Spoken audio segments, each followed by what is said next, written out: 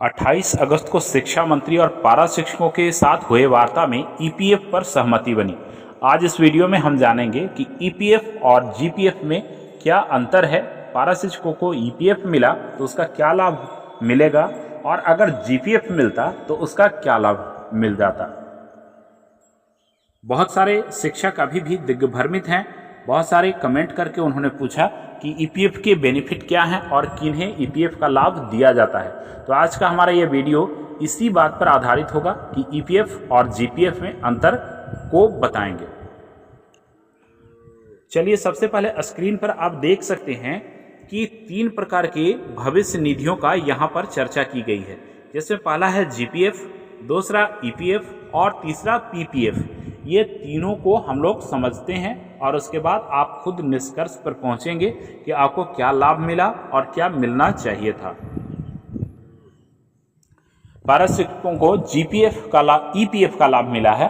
और सबसे पहले हम ईपीएफ को ही समझ लेते हैं कि ईपीएफ क्या है और इसमें क्या बेनिफिट होता है। तो सबसे पहले आप इसे देखेंगे कि ईपीएफ का लाभ जो है केवल संगठित क्षेत्र में काम करने वाले व्यक्तियों को ईपीएफ से जोड़ा जाता है। ईपीएफ का लाभ उन्हें दिया जाता है। अधिकांश जगहों पर आप देखेंगे कि जहां 50 से अधिक व्यक्ति अगर काम करते हैं तो वैसे जगहों पर वो जो कार्यरत रहते हैं तो वहां पर उन्हें ईपीएफ के द्वारा जोड़ा जाता है। अधिकांश क्षेत्रों में ऐसा देखा जाता है। ईपीएफ का लाभ किसी भी मजदूर वर्ग के लोगों को भी दिया जाता है जहां पर संगठित रूप से अधिक संख्या में काम करते हैं तो उन्हें ईपीएफ का लाभ दिया जाता है। ईपीएफ का फायदे एक हैं कि जिस संगठन में वो काम करते हैं उस संगठन में कार्यरत कर्मी को उनके पेमेंट से जो भुगतान की राशि होती है उसमें से कटौती करके ईपीएफ के फंड में जमा किया जाता है। और ईपीएफ में जितने पैसे जमा होते हैं उतना सरकार भी या फिर जो संगठन में जो जहां पर कार्य कर रहे हैं वो सरकार का अधीन अगर है तो सरकार उसमें जमा करती है। किसी प्राइवेट कंपनियों के अधीन अगर है तो प्राइवेट कंपनियां उतना ही राशि उनके खाते में जमा करती है।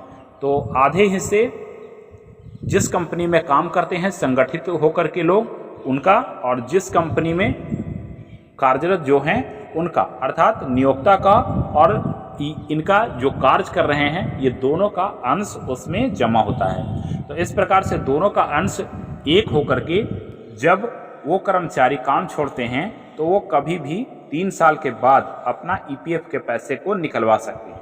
अब इस पर जिस कंपनी के द्वारा ईपीएफ में जमा किए गए हैं तो ईपीएफ में 8.15% ब्याज की राशि भी दी जाती है। मानकर चलिए कि अगर 2000 रुपये आपके पैसे में खाते से जमा हो रहे हैं और 2000 रुपया जिसमें आप नौकरी कर रहे हैं तो 4,000 रुपये जमा होंगे और साथ में 8.15% का इसमें आपका ब्याज भी मिलेगा। ये ईपीएफ की बातें हुई। ईपीएफ में इस प्रकार से संगठित रहने वाले किसी भी कर्मचारी को ईपीएफ का लाभ मिल सकता है। अब हम लोग सबसे पहले देख लेते हैं जीपीएफ को।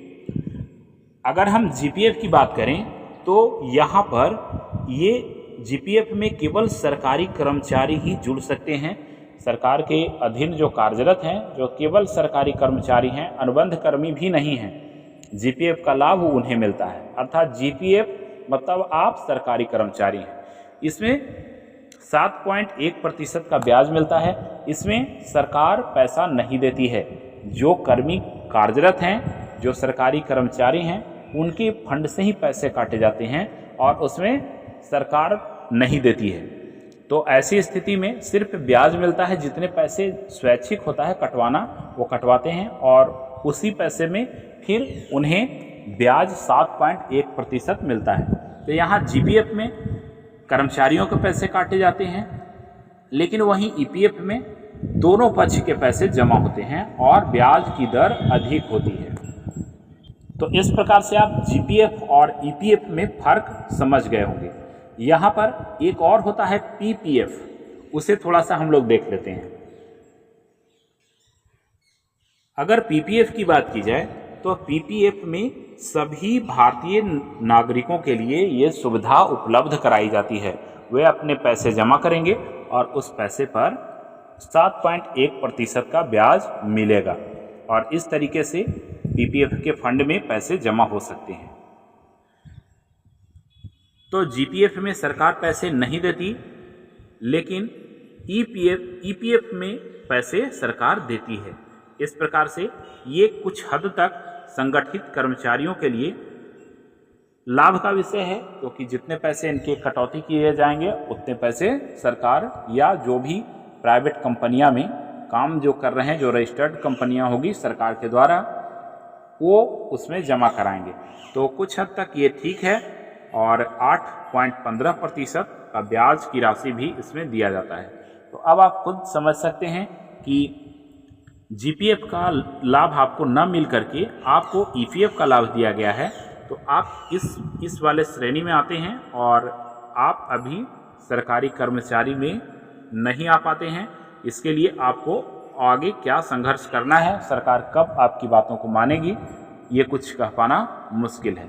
आज के वीडियो में हमने प्रयास किया जीपीएफ और ईपीएफ में अंतर समझाने का, और इसके साथ एक पीपीएफ जो था उसे भी हम प्रयास किए आंशिक रूप से आपको बतला देने का।